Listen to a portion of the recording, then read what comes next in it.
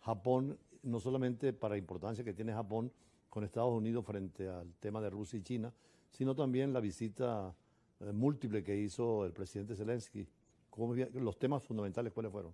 Así es, embajador. Pues el G7 precisamente se reunió en Hiroshima. Japón lleva este año la presidencia del G7, que desde 1973, tras la crisis del petróleo, pues estas naciones industrializadas se dieron cuenta de la necesidad de la cooperación en materia de políticas públicas y acción exterior, en materia de macroeconomía, política monetaria, política energética, y en los días que cursan en el mundo en este momento, pues se vuelve absolutamente vital.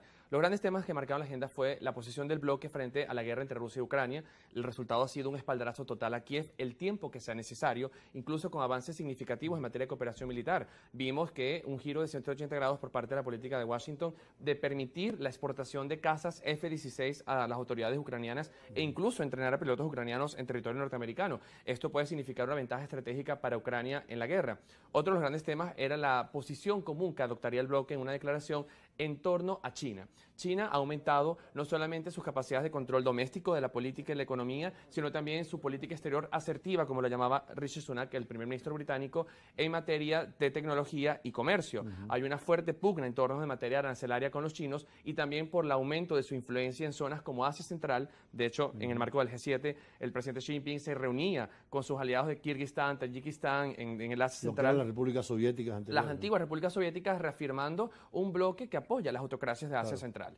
Y, por supuesto, también el tema del cambio climático y la crisis alimentaria, que son grandes preocupaciones para la agenda internacional. Estamos viendo precisamente en las imágenes la presencia de Zelensky, que ha venido haciendo una diplomacia presidencial muy intensa, porque había estado en Arabia Saudita también. Sí, de hecho era incierto si Zelensky participaría en el G7 de forma virtual o presencialmente, ya que apenas 25 horas antes estaba en Jeddah, en Arabia Saudita, que es una jugada muy interesante por parte de la diplomacia de Kiev.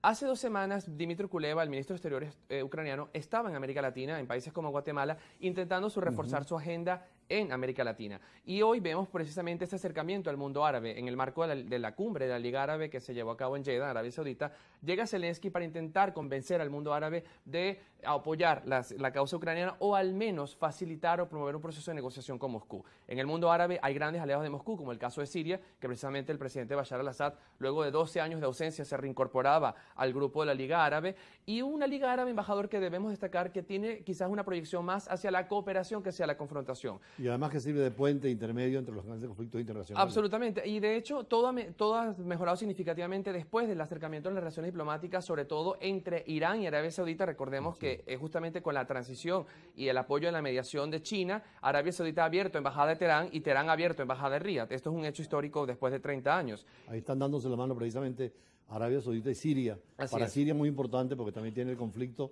y las consecuencias del terremoto, no solamente en Turquía, sino en Siria. Y la necesidad, embajador, de una cooperación regional frente a temas globales como el cambio climático. Probablemente el Medio Oriente sea de las zonas que más van a estar afectadas por la sequía, por el riesgo de desertificación, y es necesario que actúen en comunidad. Incluso en la declaración de Jeddah me gustaría destacar hechos como el apoyo al proceso de negociación en Sudán. Está abierto el príncipe Bin Salman de Arabia Saudita y otros líderes de la Liga Árabe han dado un espaldarazo a las negociaciones de paz en Jartum, en Sudán del Sur, al igual que el avance con las negociaciones con los hutíes en Yemen, intentando apuntar a una estabilidad regional que le permita al bloque africano del norte de África y del Medio Oriente, de la Liga Árabe, actuar como cooperación como lo hace la Unión Europea en el marco internacional. Y en la imagen que tenemos frente a nosotros no solamente están los árabes del Golfo, sino también todos los árabes del África. Así es. E inclusive aquellos que compaginan la religión musulmana con ellos. Absolutamente. Y de hecho, lo decía Bashar al-Assad, embajador, en su declaración, en un discurso muy esperado, después de 2 años de suspensión del bloque, que el arabismo ha sido el pasado, el presente y el futuro de Siria. Y esta cultura panárabe, que es lo que domina la Liga Árabe, ha sido el vector y es lo que están intentando reforzar en estos momentos, sobre todo en zonas de inestabilidad muy marcada, como es el Cuerno de África o el África subsahariana, que está intentando aumentar la cooperación incluso financiera de las grandes potencias regionales, como Arabia Saudita o Irán, que tienen unas capacidades tecnológicas, económicas mucho más desarrolladas, para intentar desarrollar una agenda común que además contribuye en temas de alcance global como la migración. El mayor país, de la mayor región de países emisores de migrantes es precisamente el norte de África, y esto tiene repercusiones inminentes en la Unión Europea, en Estados Unidos y en el resto de la agenda internacional. Ahora, al referirnos a la cumbre también China con los países de la antigua Unión Soviética, pareciera que pierde influencia Rusia en todo ese vasto imperio que era de la Unión Soviética, y ahora China tiende puentes que además le conviene por sus fronteras, pero un poder también internacional. Hay recursos de minerales especialmente petróleo. Sí, hay tres grandes rasgos de esta cumbre de China y Asia Central que me gustaría destacar. Primero, la acoge China en la ciudad de Xi'an. Eso es un claro espaldarazo del predominio y la hegemonía de la diplomacia china en esta región. Segundo, anuncian un paquete de cooperación económica sin intereses, sin carácter de devolución, de más de 3.700 millones de dólares en materia de cooperación militar, tecnológica y económica a estos países que además han sido realmente afectados tras la pandemia y que tienen índices inflacionarios alarmantes. Y un tercer punto más en lo político, que ha sido la declaración del presidente Xi Jinping de ayudar a constituir en el marco de una diplomacia que los chinos ahorita manejan en torno al concepto de la Iniciativa Global de Paz, que la presentaban para solucionar el conflicto en Ucrania y que ahorita pues rige su política exterior, basada en una estabilidad global que cuesta también apoyar a los regímenes del Asia Central en reprimir cualquier revolución de color.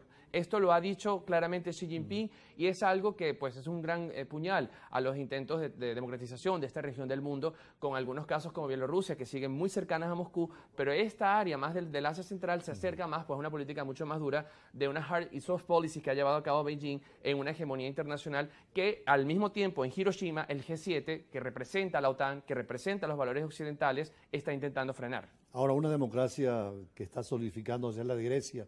Hubo elecciones, pero después del corte y con los compromisos comerciales, vamos a hablar de esas elecciones porque posiblemente hay nuevas elecciones porque no tiene mayoría parlamentaria el nuevo primer ministro. Ya regresamos.